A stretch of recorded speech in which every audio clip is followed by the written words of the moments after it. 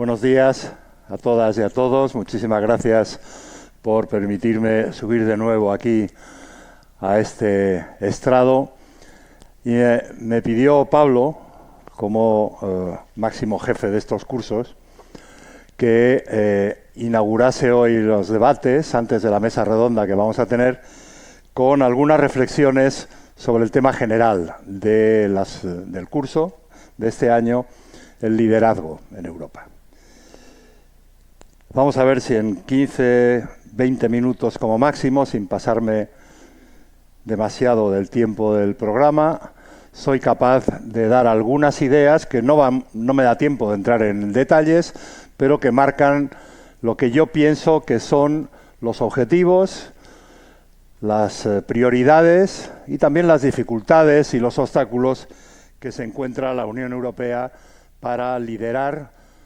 la inmensa cantidad de transformaciones, de reformas, de adaptación a los cambios que estamos viviendo en este comienzo del siglo XXI, en particular en esta década. Bueno, no es un secreto para nadie que la Unión Europea, la integración de los europeos en la Unión,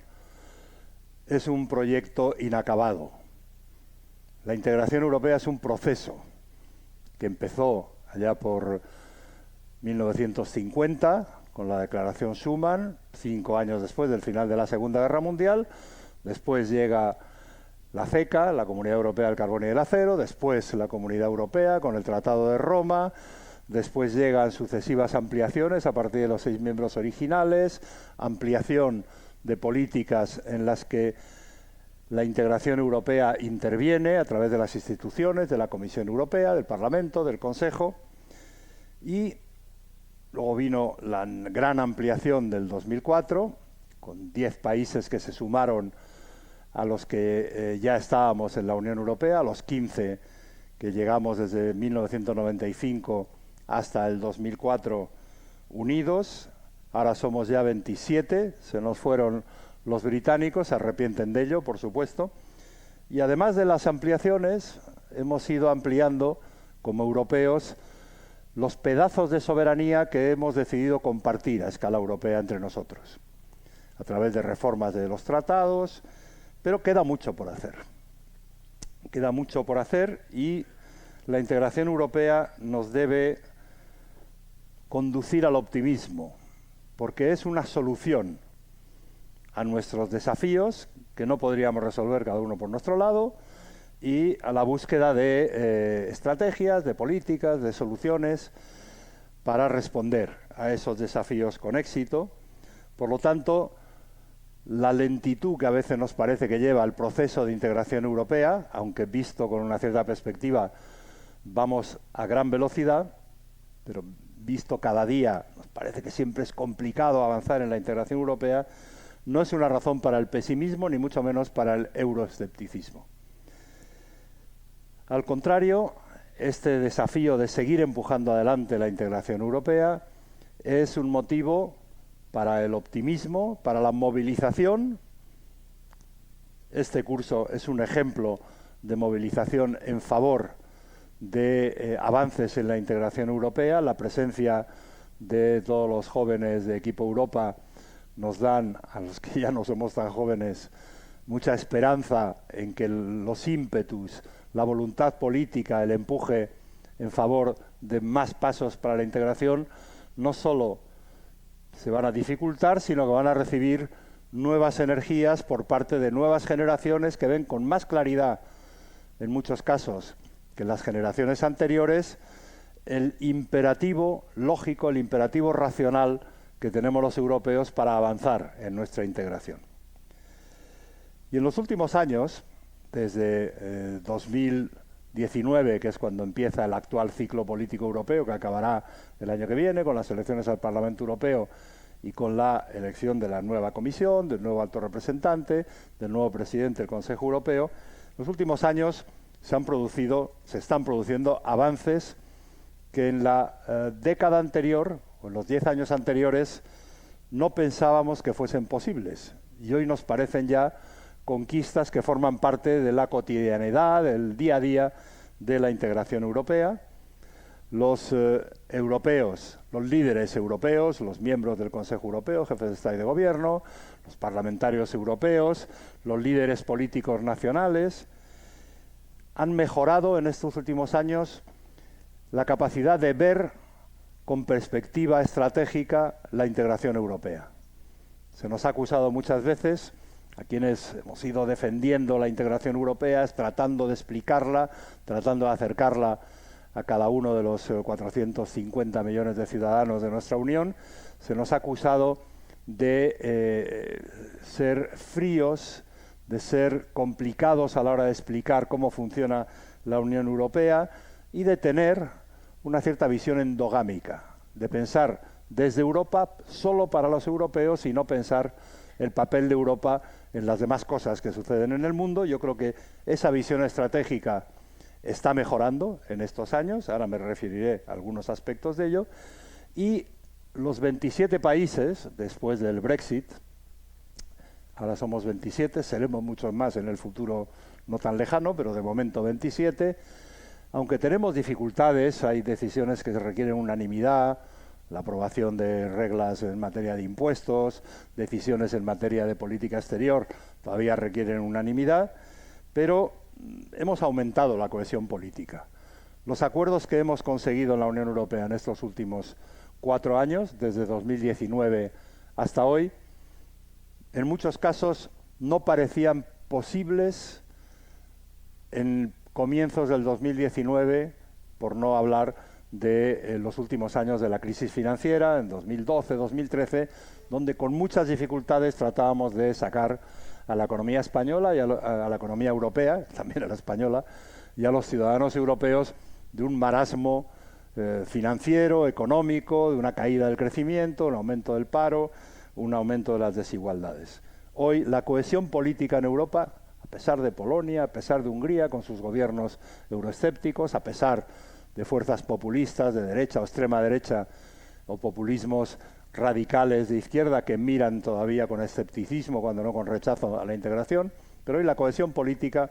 es mayor. Hay más voluntad común de avanzar, y eso es muy importante. La visión estratégica, y no solo la visión del día a día, y la voluntad política para ir afrontando desafíos, superando obstáculos y encontrando soluciones. El tratado, yo no soy muy partidario de quienes ante cada dificultad enarbolan ya la reforma de los tratados como única solución. Normalmente la reforma de los tratados hay que hacerla solo cuando es imprescindible y con las garantías de que no te lo va a bloquear algún país en un referéndum nacional. Y hay países que por obligación constitucional o por compromiso político de sus principales fuerzas políticas, cada reforma de tratados exige un referéndum, y ya sabemos que los referéndums los carga el diablo en materia europea y también en otras materias. Superamos límites dentro de los tratados,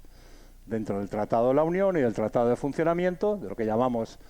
en la jerga de Bruselas, que siempre es algo rara, son 2 tratados, pero hablamos de uno, del Tratado de Lisboa, que son 2, pero bueno, da igual. Superamos los obstáculos en estos años sin necesidad de reformar los tratados, sino llevando hasta el límite posible el margen de maniobra, el espacio para las decisiones políticas que encajan en los tratados.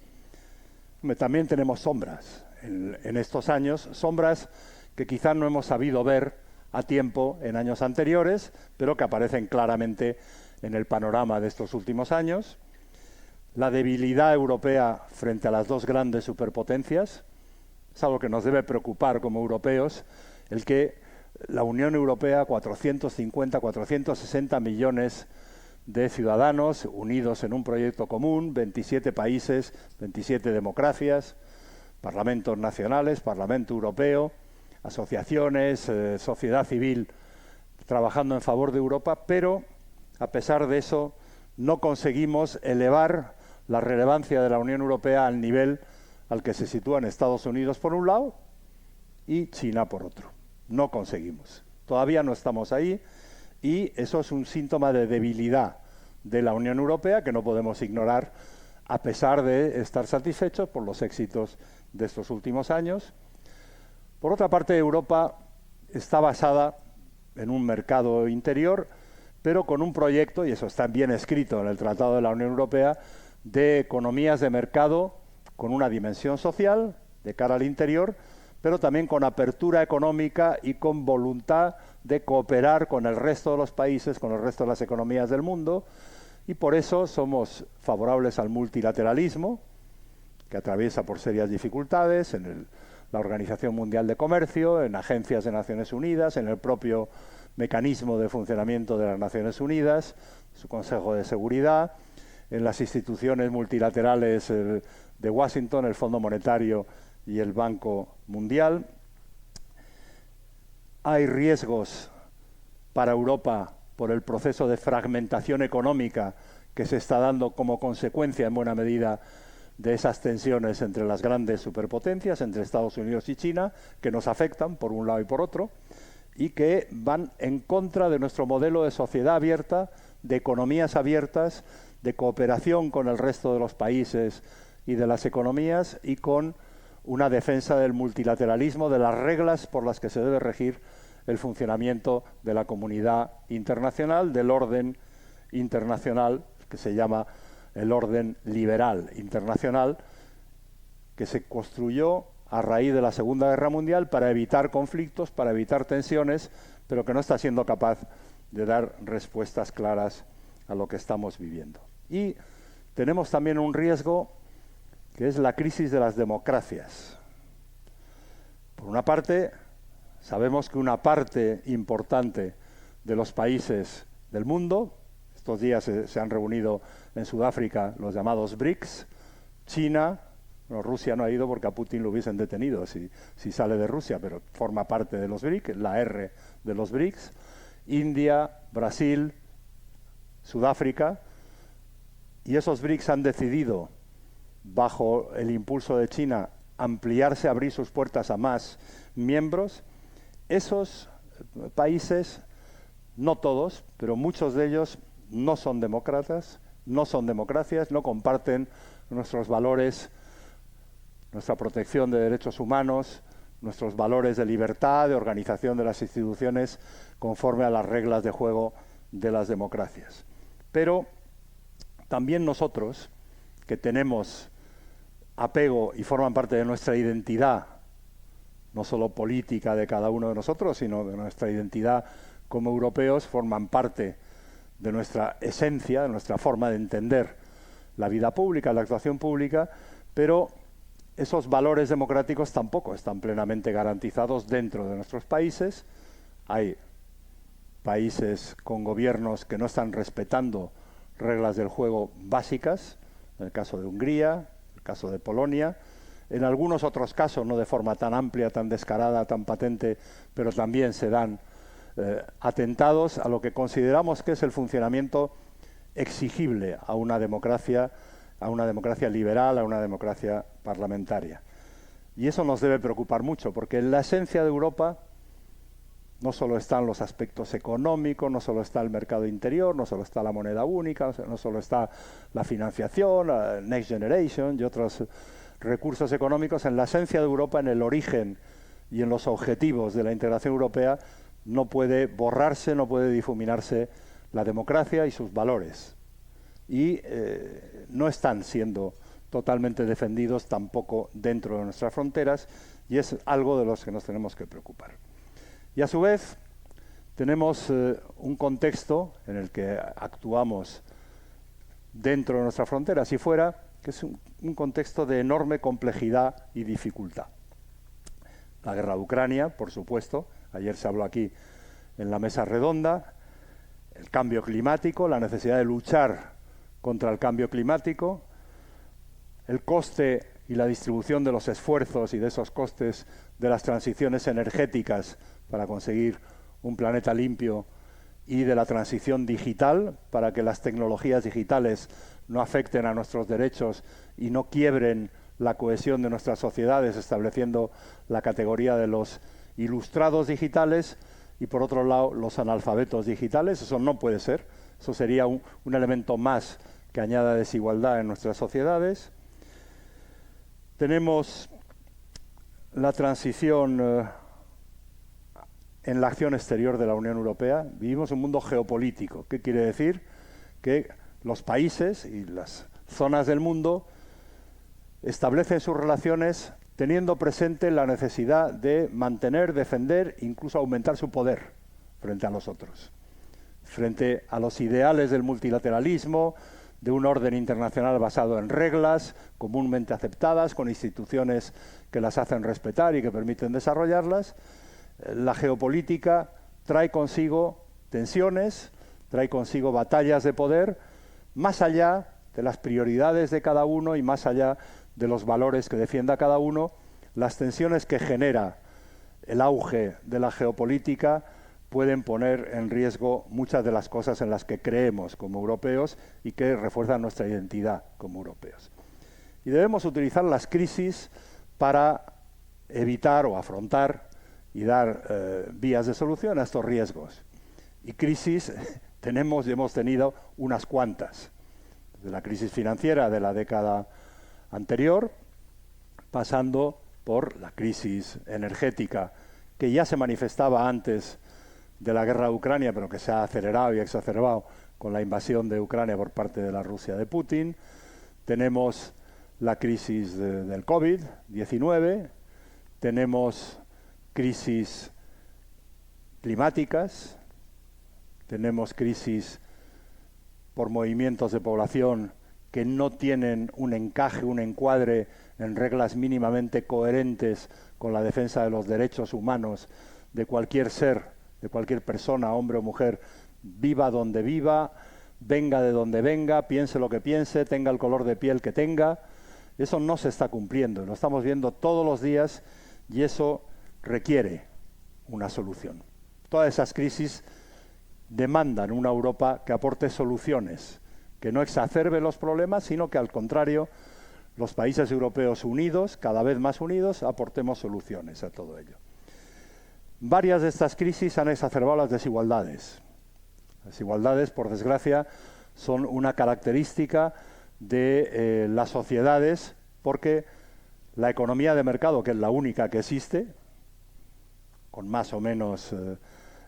sujeción a los paradigmas de los manuales de texto de la economía de mercado, pero la economía de mercado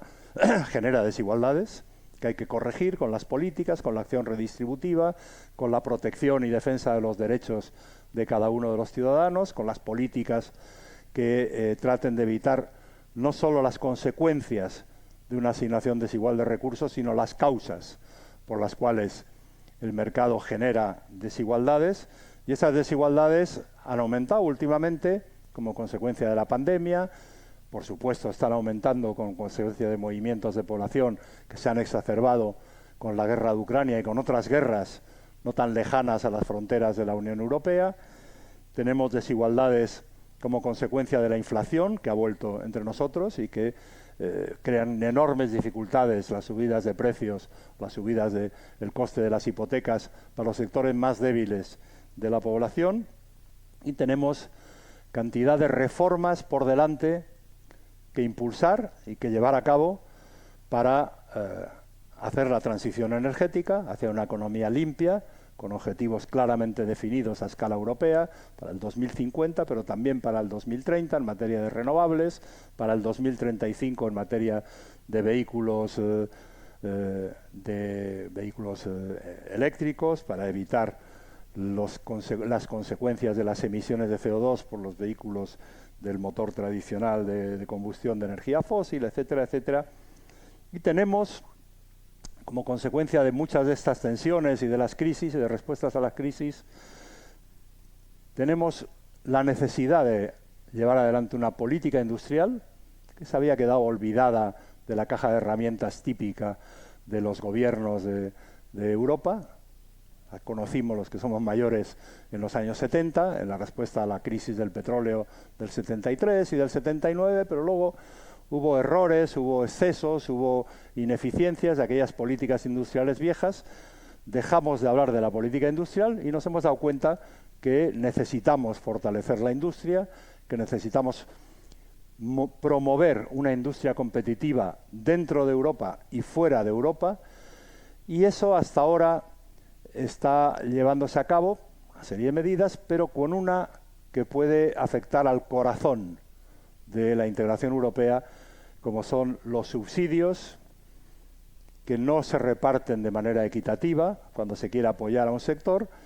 Hay más subsidios en las economías más potentes, porque tienen más capacidad presupuestaria y fiscal de ayudar a sus empresas. Y esos subsidios, la mitad de las ayudas de Estado aprobadas por la Comisión Europea en los últimos años, la mitad, el 50%, son subsidios alemanes para industrias alemanas. La mitad. El 25% son subsidios franceses para empresas francesas.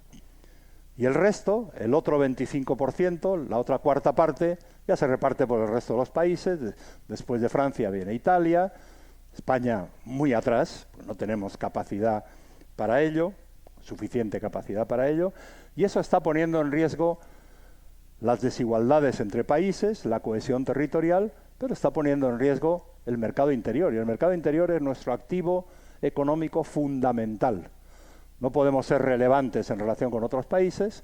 en una economía que todavía está globalizada, aunque hay fragmentación de aspectos de la globalización,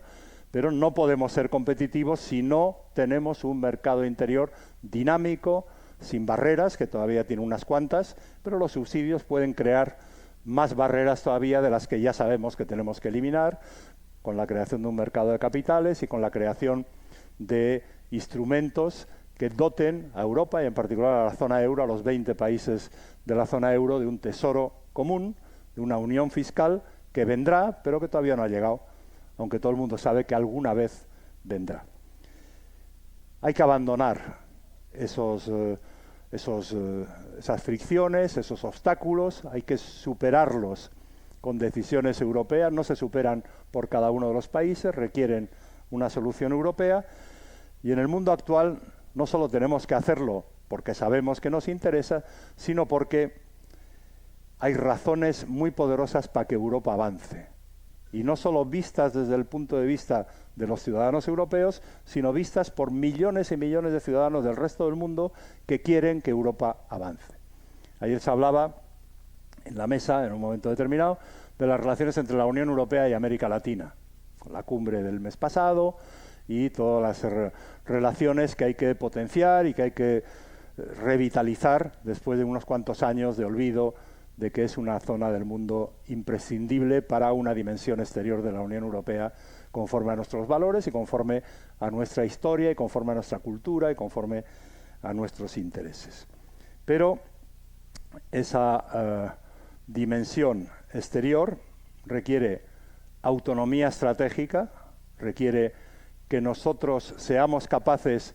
de minimizar al máximo posible las dependencias que tenemos respecto del exterior y que no hemos sido capaces de encontrarle solución en momentos tan sensibles como el COVID, también ayer se hablaba de eso, y una autonomía estratégica que reduzca dependencias, que aumente nuestra seguridad económica, como dice la Comisión ahora en una comunicación reciente que ha sido analizada en el último Consejo Europeo, una seguridad económica que nos permita proteger nuestra economía, pero también promover los sectores de nuestra economía con más futuro y pactar, dialogar con el máximo número de interlocutores posibles fuera de nuestras fronteras. Eso nos da seguridad y nos permitirá ejercer cada vez con más determinación nuestra autonomía estratégica abierta. Pero también tenemos que asegurar nuestra seguridad no ya económica, sino cívica, ante la amenaza que supone Rusia, la Rusia de Putin. Y tenemos, por lo tanto, que dar un paso más en la integración europea, abriendo el capítulo, abriendo la carpeta, el archivo de la política de defensa, que está en el tratado, pero que siempre habíamos delegado en la Alianza Atlántica y pensábamos que no era cosa nuestra. Lo han pensado los franceses, pero los franceses, que se creen muy poderosos por su force de frappe, que tienen bomba nuclear, no sé cuántas, pero tienen bomba nuclear, lo pensaban nuestros antiguos socios británicos, esperemos que en el futuro vuelvan a serlo, algún día llegará en que vuelvan a serlo, pero la política de defensa es mucho más que tener un armamento nuclear en dos o en un país de la Unión Europea o que tener unas fuerzas armadas en cada país. La política de defensa requiere una cooperación mucho más intensa en industrias de defensa, requiere una coordinación mucho más profunda entre las fuerzas armadas de cada uno de los países, requiere poner una decisión de capacidades estratégicas en un tablero común con visión europea y no solo con visión de cada uno de los países, o no solo con, aunque también, con la visión de la Alianza Atlántica,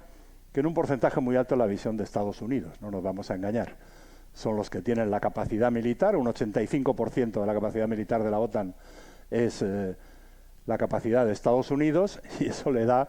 no solo una supremacía evidente en materia de armamento, de eficacia de sus fuerzas armadas, de tecnologías, etcétera, sino que le da capacidad de decisión. No es imaginable que la Alianza Atlántica vaya a tomar una decisión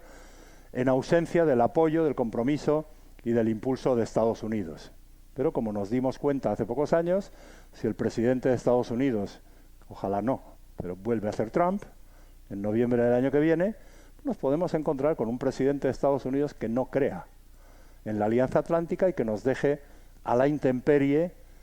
sin haber hecho nosotros los deberes de organizar nuestra propia defensa, nuestro propio sistema de seguridad y nuestra propia capacidad de defendernos si alguien nos agrede, si alguien nos ataca, si alguien nos amenaza. Y la amenaza más evidente, no solo para nosotros, pero somos los más cercanos al lugar donde se genera la amenaza, es en estos momentos Rusia. Para Estados Unidos también lo es, pero Estados Unidos tiene una visión al otro lado de su territorio, atravesando el Pacífico, tiene una visión en lo que más les preocupa a los políticos norteamericanos y a la ciudadanía norteamericana es la pelea con China. A ver quién va a ser la superpotencia que gane la batalla de las tensiones actuales en este siglo XXI. A nosotros, no digo que no nos importe China, claro que nos importa, desde el punto de vista económico, desde el punto de vista de la seguridad también, pero lo que más nos importa, porque lo tenemos ahí al lado, y porque está nuestro sistema democrático está en juego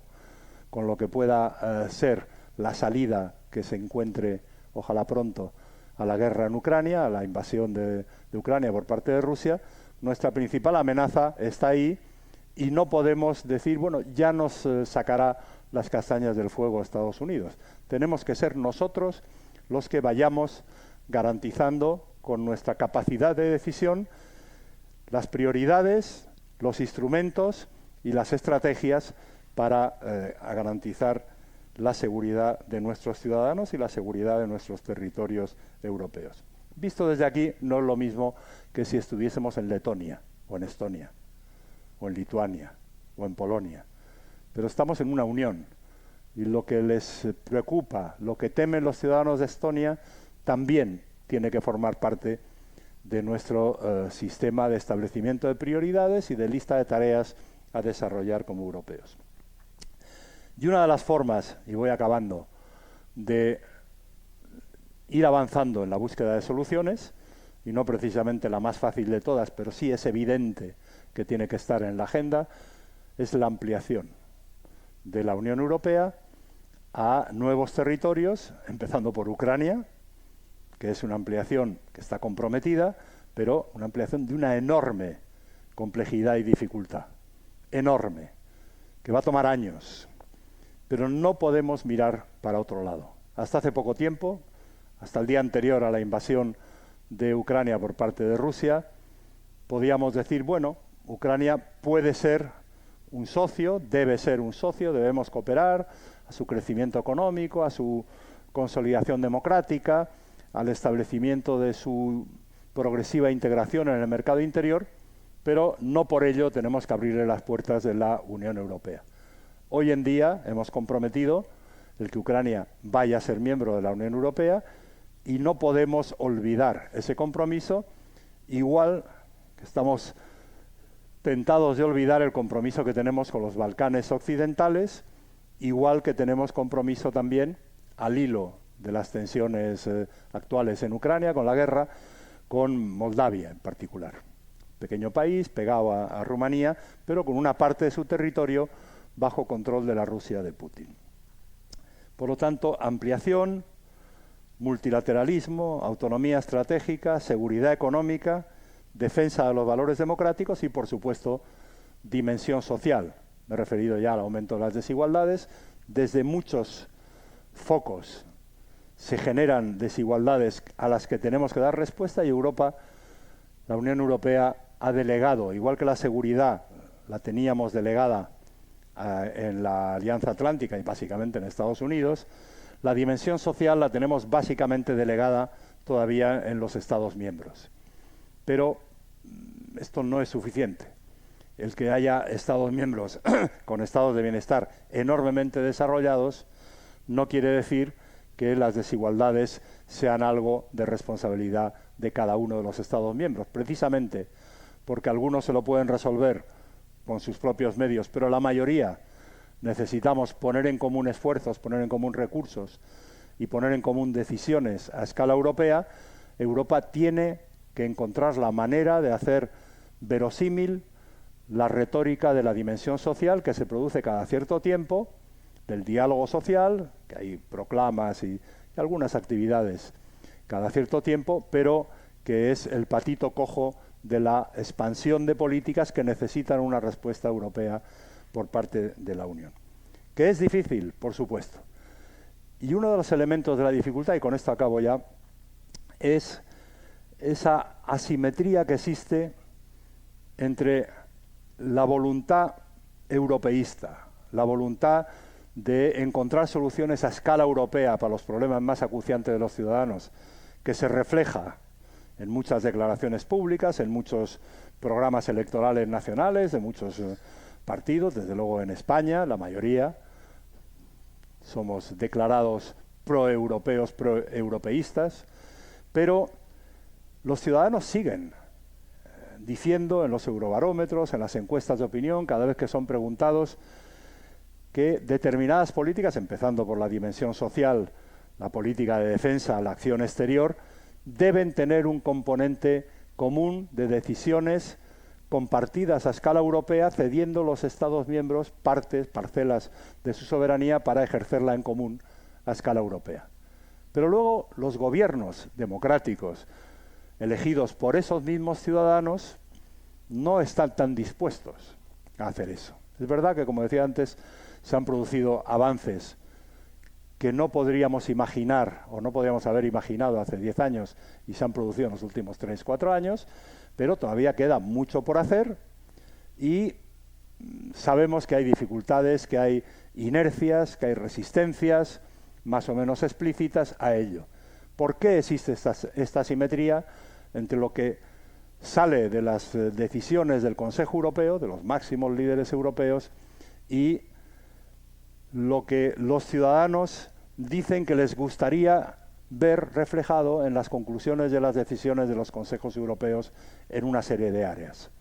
En materia de igualdad, en materia de políticas sociales, en materia de acción exterior, en materia de equidad desde el punto de vista de los ingresos tributarios, etcétera, etcétera.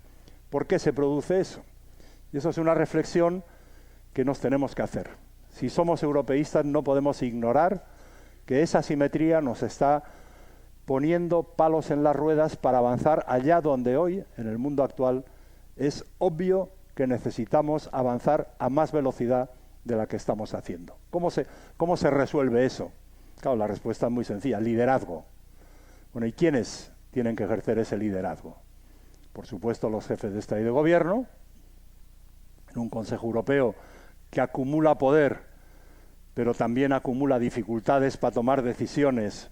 por consenso siempre en el Consejo Europeo, en áreas que necesitarían más voluntad, más determinación y más eficacia en la toma de decisiones europea. Los jefes de Estado y de Gobierno, incluso los más europeístas, tienen que ser más corresponsables como colectivo, como Consejo Europeo, de determinadas decisiones y ponerse juntos, apoyarse unos a otros, cubrirse unos a otros frente a sectores menos proeuropeos de sus respectivas opiniones públicas. Ese es el origen de las dificultades del liderazgo europeo, pero no son las únicas. hay líderes europeos que dicen unas cosas allí en Bruselas y dicen otras cuando están en su respectivo país, donde ponen por delante de cualquier otra consideración y de cualquier otro interés el interés particular de su fuerza política, de su espacio político o de su país, sin tener en cuenta que las decisiones europeas exigen consenso, mayorías amplias, pero para llegar a ellas hay que ceder, como en toda negociación, para conseguir un resultado que sea beneficioso para el conjunto. Nadie puede ganar por 10-0, ir a una reunión donde hay otros 26 interlocutores y decir, yo de aquí no salgo si pierdo por menos diferencia que el 10-0. Hay que encontrar la manera de que ese Consejo Europeo, que ha ido acumulando mucho poder, encuentre entre sus miembros más corresponsabilidad, como lo que es de verdad, que es un macrogobierno de todos los europeos para temas muy importantes. Y luego hay que ser consciente de que no son ellos los únicos responsables, que a nivel nacional, en los debates a nivel nacional o a nivel autonómico, en el caso de España, y la sociedad civil, en muchos ámbitos, a muchos niveles, en muchas direcciones, la sociedad civil no puede seguir considerando que lo europeo no va con sus intereses como líderes, como sectores consolidados en el marco de la sociedad civil de cada uno de nuestros países. Eso de decir, eso es cosa de los europeos, como si nosotros no fuésemos europeos, que tantas veces lo seguimos escuchando todavía, cuando dentro de poco se cumplirán, ¿cuántos? 40 años de estar ya en la Unión Europea, todavía en España y en otros países. En Bruselas, cerca de las instituciones europeas, se sigue oyendo eso. Eso viene de Europa como si no fuese algo Europa que es nuestro también. Como si no estuviésemos como ciudadanos responsables obligados a seguir lo que pasa en Europa,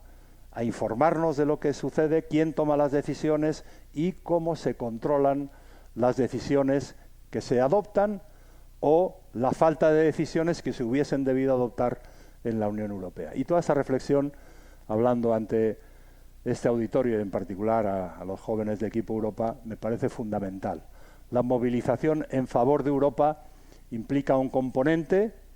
de adhesión a unos valores comunes, por supuesto, pero también debe llevar incorporado una cierta responsabilización,